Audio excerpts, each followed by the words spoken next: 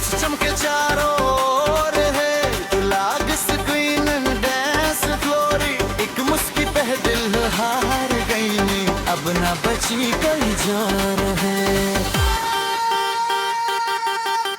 लाल चुनरिया में बवाल कर, लाल मुकुट पे सिंगार बवाल कर, कमरिया हिला के जब तू चल सब पूरा शहर बेहाल कर सब। लाल चुनरिया में बवाल कर, डीजे रिया से दिल पे वार कर, एक झलकिया पे होश उड़ गइल है, डीजे पे पूरा धमाल कर सब।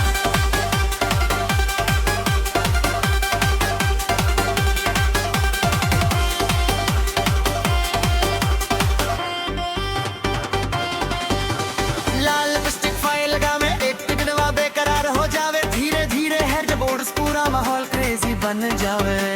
नैने वो तो हर फुल शराबी, दिलवा हो गई नवाबी है, स्टेज पे तू उनकी मार्स, बाकी सब लगे खराबी है। झुमका चमके डिस्को लाइट, हम लोग भी पूरे हम कर दीट पड़े जब हेवी बेस, सब नाचे होल नाइट पे। लाल चुनरिया में बवाल कर, सिलवा पे सीधा डाल कर, कमरिया हिला के जब तू चल सब पूरा शहर बेहाल कर सर।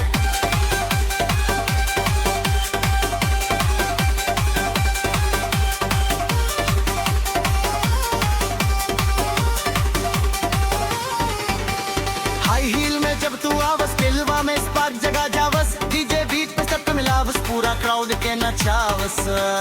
फोनवा पे फोटो परवान कोर, स्टाइल पे सब घायल था, एक मुस्की पे जानो नूती, तू पूरा सोशल लवीरा बागरता। आँखियाँ तेरी डीप समुंदर, हम डूब गए नी पूरा अंदर, रो बोले मीठे दुगो बात, दिलवा हो जाए सरल का। दिलवा बोले पास आ जरा, रात जवानी म्यूजिक लाता, आज बना दे पार्टी कौले, लक्ष्मी रात को मेरे हंगा, लाज की रात बने पारी में, तू आगे आगे हम पीछे, सीन लगे फुल मूवी थीम दे।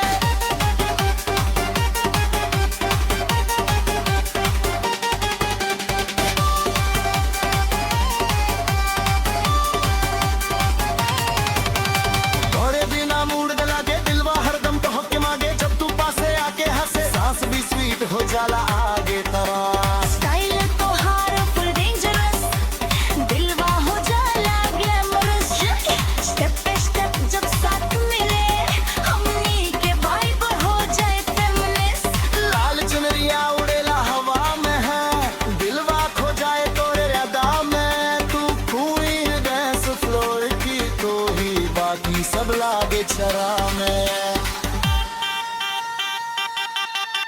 लाल चुनरिया में बवाल कर, आज की रात हिस्ट्री बना कर, कोई डांस को रब हलना हलके राज कर सर। लाल चुनरिया में बवाल कर, सपना में भी तू ही आवस, एक नजरिया मेर करा दे, विवाह हमार तोहरे नाम लिखाव सर।